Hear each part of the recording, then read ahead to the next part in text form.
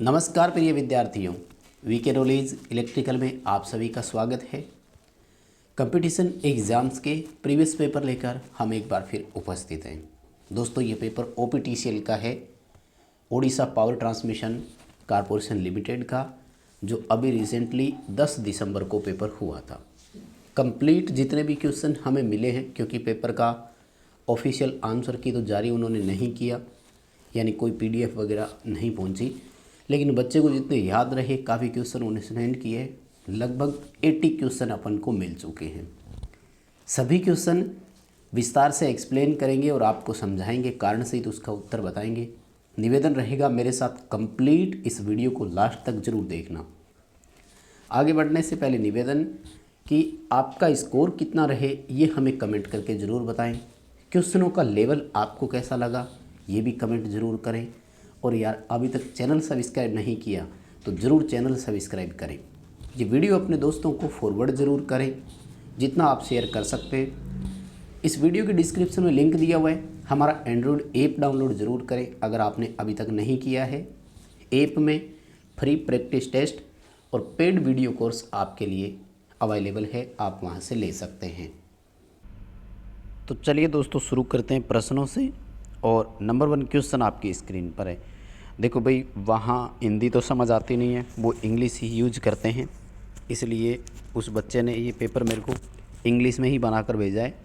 लेकिन कोई बात नहीं, हम हिंदी में इसको एक्सप्लेन आसानी से कर भी पाएंगे।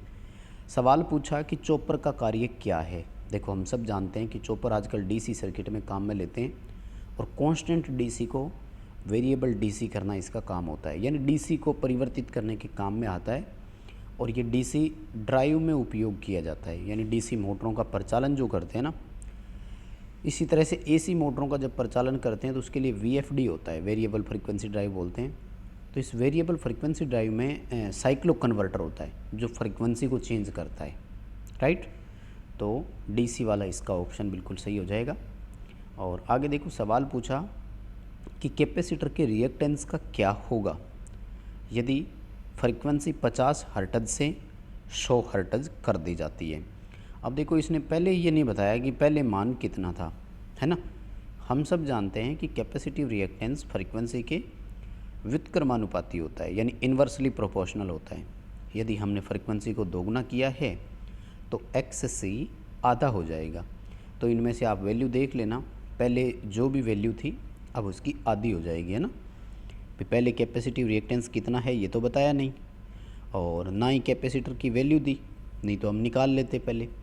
XC बराबर 1/2πfc से अपन कैलकुलेशन करके, है ना, 1/2πfc कर लेते। तो देखो, फ्रीक्वेंसी 50 हर्ट्ज दी है, लेकिन कैपेसिटी नहीं बताई हुई थी ना पहले, तो मान दिया होगा, हो सकता है भूल गए, कोई बात नहीं। आप तो ये देख लो कि आधा कर देना पहले जितना भी था।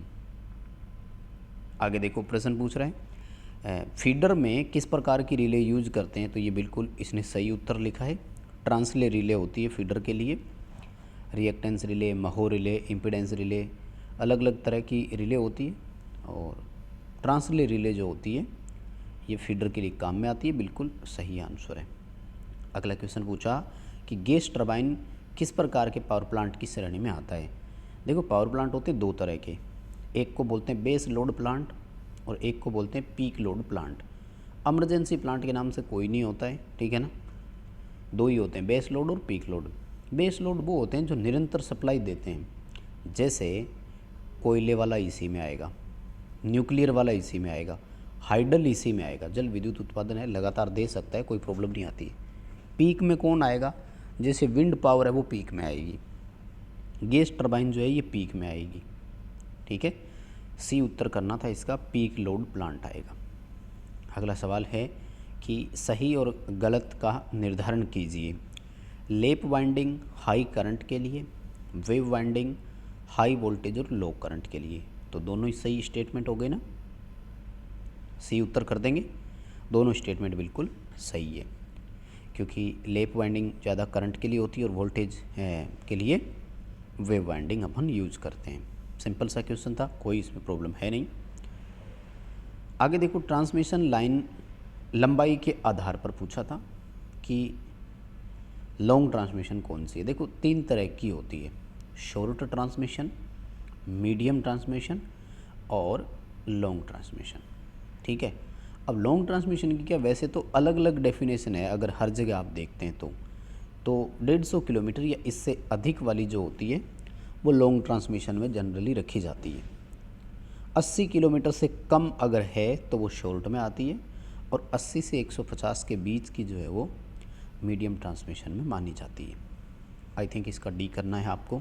150 किलोमीटर या इससे भी ऊपर का अगर है तो। अगला जो प्रश्न पूछ रहा है आपसे, ये कह रहा है कि एक साधारण ट्रांसफार्मर में फुल एफिशिएंसी कब आती है, अधिकतम एफिशिएंसी के लिए। तो मुझे लगता है बहुत आसान क्वेश्चन है, सब बच्चे जानते हैं इसका उत्तर। जब कॉपर लॉस और आयरन लॉस बराबर हो तो ट्रांसफार्मर की एफिशिएंसी मैक्सिमम होती है। वैसे ध्यान रखना, अगर लोड के आधार पर पूछे तो फिर फुल लोड पर मैक्सिमम होती है। जैसे अगर लोड का दे दे, जैसे फुल लोड, हाफ लोड 75%, तो जब पूरा भार होगा ना उस समय ट्रांसफार्मर मैक्सिमम एफिशिएंसी देता है। ये भी थोड़ा सा आप ध्यान रखना। आगे पूछा कि डोमेस्टिक वायरिंग सिस्टम क्या जो है उसमें सप्लाई सिस्टम कौन सा होता है। तो घरेलू वायरिंग में तो सिंगल फेज 2 वायर ही आता है।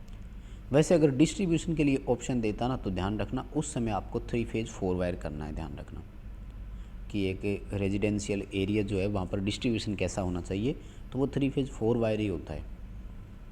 लेकिन यहाँ तो सीधा सीधा डोमेस्टिक लिख दिया, सिंगल फेज 2 वायर ऑप्शन के साथ आप जा सकते हो, कोई दिक्कत नहीं आएगी, सही माना जाएगा। नेक्स्ट हमारा क्वेश्चन पूछा जा रहा है कि ट्रांसमिशन सिस्टम कौन सा होता है। तो भारत में प्रसारण या कहीं भी हो, खैर जनरली 3 फेज 3 वायर का ही होता है। ठीक है, ट्रांसमिशन प्राइमरी हो या सेकेंडरी हो 3 फेज 3 वायर होता है। इवन प्राइमरी डिस्ट्रीब्यूशन भी 3 फेज 3 वायर ही होता है। जो सेकेंडरी डिस्ट्रीब्यूशन है ना वो 3 फेज 4 वायर का होता है। बस आप तो ये ध्यान रखो, अपने कुल मिलाकर 4 होते हैं, primary transmission, secondary transmission, primary distribution, secondary distribution. ठीक है, और इनको भी मैंने वोल्टेज के आधार पर बताया हुआ है। 33 किलो वोल्ट से ऊपर प्राइमरी ट्रांसमिशन है, 33 किलो वोल्ट एंड नीचे जो भी है वो सेकेंडरी ट्रांसमिशन है। 11 किलो वोल्ट, वैसे तो 650 वोल्ट से ऊपर कोई रख लेते हैं, पर जनरली 11 किलो वोल्ट जो है वो प्राइमरी डिस्ट्रीब्यूशन होता है, और उसके बाद जो है वो सेकेंडरी डिस्ट्रीब्यूशन में आता है। अगला क्वेश्चन है, ओवरहेड लाइन के इंसुलेटर किसके बने होते हैं। चीनी मिट्टी के होते हैं ना, चीनी मिट्टी को इंग्लिश में पोर्सलेन बोलते हैं। ठीक है, सिंपल सा ही क्वेश्चन है, मुझे नहीं लगता कि इस प्रश्न में आपको कोई प्रॉब्लम आएगी क्या, बहुत ही आसान क्वेश्चन है। और आगे देखो क्या पूछ रहा है कि एक इंडक्शन मोटर में सिंक्रोनस गति और रोटर गति के बीच के अंतर को क्या बोलते हैं। यानी NS माइनस NR करते हैं तो उसको क्या बोलते हैं भाई हम। वेरी गुड, बहुत सिंपल चीज़ है, स्लिप बोलते हैं उसको, है ना। क्या कहलाती है वो, स्लिप होता है। सिंपल पेपर था और कई बच्चों का इसमें सिलेक्शन भी हुआ है, कम से कम मेरे साथ 8 बच्चे ऐसे जानकार हैं जिनका इसमें सिलेक्शन भी हो गया। आइए ज़रा बात करते हैं अगले प्रश्न पर।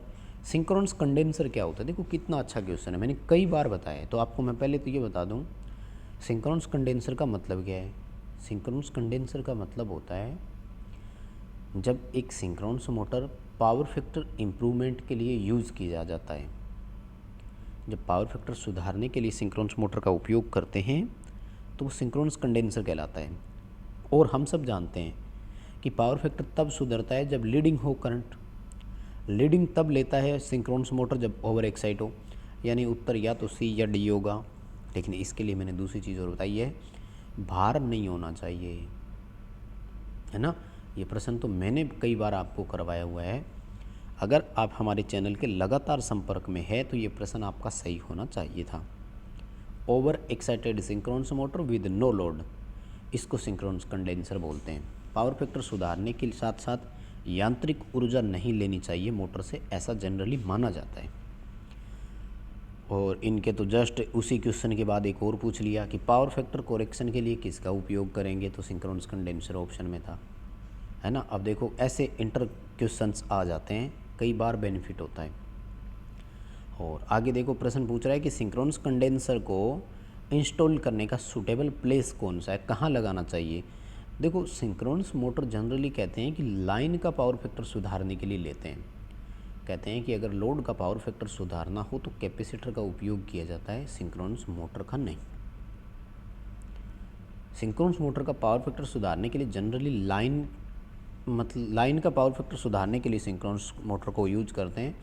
इसलिए ट्रांसमिटिंग सब स्टेशन जो है ना, वहाँ पर इसको लगाया जाना चाहिए। डी उत्तर आएगा। ट्रांसमिशन सब स्टेशन जो है वहाँ पर सिंक्रोनस कंडेंसर इंस्टॉल करना चाहिए। अर्थिंग लीड का साइज़ पूछा है। देखो ECC जो है ना, अर्थ कंटिन्यूटी कंडक्टर, तो इसका 8 नहीं आएगा, इसका 14 SWG है। 14 SWG से कम इसका साइज़ नहीं होना चाहिए। और ये प्रश्न आपके सामने भी कई बार आ गया होगा पहले। आगे देखो, इलेक्ट्रिक बेल में किस प्रकार का चुंबक है, तो इलेक्ट्रोमैग्नेट ही होता है ना। इलेक्ट्रोमैग्नेट को हिंदी में विद्युत चुंबक बोलते हैं। भी जब तक अपन सप्लाई देते हैं तब तक चुंबक बनता है और वो काम करता है। आगे देखो, दोनों प्रश्न करवाने की ज़रूरत ही नहीं है। अल्टरनेटर की रेटिंग पूछी थी, वेरी गुड, KVA होता है। इससे सिंपल क्वेश्चन क्या होगा। और इंसुलेशन प्रतिरोध किस में मापा जाता है, इंसुलेशन प्रतिरोध मेगा ओम में मापा जाता है भाई। मेगा का मतलब होता है 10 लाख और 10 लाख को बोलते हैं मिलियन, ए आएगा, ठीक है, मिलियंस में मापा जाता है। अगला क्वेश्चन है कि निम्न में से प्राइमरी सेल कौन सा है, तो ये देखो सामने डी ऑप्शन में dry cell, Leclanche cell, mercury, Ni1, यानी इनमें से कोई भी, तो यही तो है प्राइमरी सेल के प्रकार। Lead acid, nickel cadmium, nickel iron, ये जितने भी सेल है सारे के सारे कौन से हैं, सेकेंडरी सेल है, राइट। उम्मीद करता हूँ कि अभी तक के सारे प्रश्न आपको समझ आ रहे हैं और आपके सही होते जा रहे होंगे। कोई नया प्रश्न मिला ही नहीं अभी तक। आगे सब स्टेशन में बेस्ट परफॉर्मेंस के लिए किस प्रकार की बैटरी यूज़ करते हैं। देखो जनरेटिंग सब स्टेशन होता है ना, वहाँ पर बैटरी का ज़्यादातर बैकअप के लिए यूज किया जाता है। हालांकि ट्रांसमिशन सब स्टेशन में भी होता है बैकअप के तौर पर, जैसे ब्रेकर की ट्रिपिंग के लिए DC सप्लाई काम में लेते हैं तो हो सकता है। लेकिन जनरेटिंग स्टेशन का आ जाए तो 100% लेड एसिड बैटरी ही होती है, ठीक है। शक्ति उपकेंद्रों में स्टोरेज या बैकअप के तौर पर उपयोग की जाने वाली बैटरी तो वो लेड एसिड बैटरी ही है, एकमात्र ऑप्शन है आपका। आगे देखो, इंडक्टेंस को किस से डोनेट किया जाता है, यानी संकेत किया जाता है। अब बच्चे कंफ्यूज होंगे H और L में, मुझे लगता है, ध्यान से देखना। इंडक्टेंस का प्रतीक पूछा है, इंडक्टेंस का प्रतीक L आएगा, H नहीं आएगा। H हेनरी का प्रतीक है भाई। अगर कहीं पर लिखा हुआ है कि L बराबर 5H, क्या मतलब समझोगे इसका, कि वहाँ पर इंडक्टेंस है 5 हेनरी का। तो इंडक्टेंस के लिए L आएगा, H नहीं आएगा। H हेनरी का प्रतीक है, H। अगला प्रश्न है कि मूविंग आयरन और मूविंग क्वाइल इंस्ट्रूमेंट को आप कैसे पहचान कर सकते हो। बहुत सिंपल सी चीज़ है, स्केल को देख करके। स्केल बोलें तो पैमाना, क्योंकि PMMC permanent magnet moving coil वाले का पैमाना रैखिक, जबकि मूविंग आयरन टाइप का पैमाना अरैखिक होता है। बहुत साधारण सी पहचान है, होगी कि नहीं बताओ भाई। यही तरीका बचेगा ना, स्केल देख कर ही पहचान करोगे। टर्मिनल से कैसे पहचान कर सकते हैं, वोल्टेज या वाटेज रेटिंग से कैसे पहचान करेंगे, राइट। अगला सवाल, इंडक्शन मोटर के बारे में कौन सा कथन सत्य है। इंडक्शन मोटर के बारे में कौन सा कथन सत्य है, तो देखो ये रहा, है ना, सॉरी, ए ऑप्शन है। सिंक्रोनस गति जो होती है वो हमेशा रोटर गति से ज़्यादा होती है ना। इंडक्शन मोटर का रोटर कभी भी सिंक्रोनस गति पर गतिमान नहीं होता है ना, हमेशा सिंक्रोनस गति से कम गति पर ही रोटेट करता है। यानी अगर मोटर 4 पोल 50 रटज की है तो 1500 RPM आएगा, तो रोटर लगभग 1440-1480 RPM पर ही चलेगा। अगला प्रश्न है, इंडक्शन मोटर के बारे में कौन सा स्टेटमेंट सही है, कौन सा कथन सही है ना। सबसे पहला कह रहा है कि मेंटेनेंस कॉस्ट इज़ हाई। नहीं, इंडक्शन मोटर में मेंटेनेंस कॉस्ट ज़्यादा नहीं लगती है, बेरिंग बदलने पड़ते हैं और ग्रीस डालना होता है, और कोई मेंटेनेंस नहीं है। नो लोड का पावर फैक्टर हायर, ये भी गलत है। नो लोड पर इंडक्शन मोटर का पावर फैक्टर 0.1 से 0.3 ही होता है। डीसी के थ्रू रोटर को उत्तेजना ना, इंडक्शन मोटर में नहीं करते, वो एक्साइटेशन सिंक्रोनस मोटर में किया जाता है, इसमें नहीं। हाँ, सेल्फ स्टार्टिंग टॉर्क, हाँ ये सही है, इंडक्शन मोटर सेल्फ स्टार्ट होती है ना। हालांकि इसने ये नहीं बताया कि 3 फेज है या सिंगल फेज है, थोड़ा कन्फ्यूजन तो है वैसे, बट अपन 3 फेज को मानते हुए ही करेंगे। उत्तर तो डी उत्तर है, सेल्फ स्टार्टिंग टॉर्क इसका उत्तर सही रहेगा। अगला क्वेश्चन है, इंडक्शन मोटर जो सिंगल फेज वाली है उसकी रनिंग वाइंडिंग कैसी बनी होती है, सॉरी कनेक्शन कैसे होते हैं, कनेक्ट पूछा है, सॉरी भाई। तो रनिंग वाइंडिंग जो होती है वो वैसे तो सप्लाई के साथ सीधे समांतर में जुड़ती है ना, सीरीज विद स्टार्टिंग नहीं होता, वो सप्लाई के साथ सीधे जुड़ती है पैरेलल में, फेज न्यूट्रल दोनों मिलते हैं, ये इस तरह का कनेक्शन होता है। आप देखो ये है, ये बीच में रोटर होता है, ये स्टार्टिंग वाइंडिंग है, ये रनिंग वाइंडिंग है, ठीक है, सप्लाई के साथ समांतर में सीधे जुड़ेगी। अगला क्वेश्चन है, इंडक्शन मोटर में स्टार्टिंग वाइंडिंग का रेजिस्टेंस कैसा होता है। तो पहले देखो स्टार्टिंग वाइंडिंग की संरचना कैसे है। तो स्टार्टिंग वाइंडिंग पतले तार अधिक टर्न की होती है, ठीक है, और पतले तार का प्रतिरोध फिर अधिक होता है कि नहीं, तो रेजिस्टेंस हाई होगा, रेजिस्टेंस हाई होगा तो इंडक्टेंस अपने आप ही लो हो जाएगा, ठीक है, यानी उच्च प्रतिरोध और निम्न प्रेरकत्व या निम्न प्रतिघात, आप इसका ऑप्शन कर सकते हैं। अगला प्रश्न है, निम्न में से कौन सी डिवाइस ऐसी है जो डोमेस्टिक स्विच के रूप में भी काम में लेते हैं और प्रोटेक्शन के रूप में भी काम में लेते हैं, तो फिर तो एमसीबी आएगा। घरेलू वायरिंग में स्विच का काम भी कर जाए और सुरक्षा युक्ति का काम भी कर जाए तो फिर एमसीबी आएगा, है ना, miniature circuit breaker. Fuse switch की भांति काम नहीं कर सकता। स्टार्टर वैसे मोटरों को स्टार्ट करने के लिए एमसीसी भी ज़्यादातर पैनल बोर्ड में लगाई जाती है, मोल्डेड केस सर्किट ब्रेकर इसका जो है वो पूरा नाम होता है। अगला क्वेश्चन है, स्टेप अप ट्रांसफार्मर में टर्न रेशियो का मान कितना होता है ना। In a step up transformer the ratio between number of turn का अनुपात कैसा रहता है ना, मतलब प्राइमरी की अपेक्षा सेकेंडरी, सेकेंडरी की अपेक्षा प्राइमरी किस में ज़्यादा होते हैं ना, तो more number of turn than primary winding, बिल्कुल सही है। प्राइमरी की अपेक्षा सेकेंडरी में टर्न अधिक होंगे, मतलब N1 की अपेक्षा N2 ज़्यादा होगा, ठीक है, तभी तो V1 की अपेक्षा V2 ज़्यादा होगा और तभी ट्रांसफार्मर स्टेप अप बनेगा, राइट। क्वेश्चंस को ध्यान से पढ़ते तो आप उत्तर कर पाते, कोई इसमें इश्यू नहीं है बड़ा, ठीक है। प्राइमरी की अपेक्षा सेकेंडरी में अधिक टर्न होते हैं, ये उत्तर करना था। अगला, iron loss is the addition of, यानी आयरन लॉस किसका योग है। अब देखो इसने थोड़ा सा यहाँ कन्फ्यूजन कर दिया है ना, योग है तो वो एडी करंट और हिस्टैरिसीस लॉस का योग है। इसने कैसा क्वेश्चन दिया मेरे समझ में नहीं आया भाई, वेरिएबल लॉस नहीं है, कॉपर लॉस नहीं है, तो एडी करंट और हिस्टैरिसीस का योग जो है ना वो आयरन लॉस है।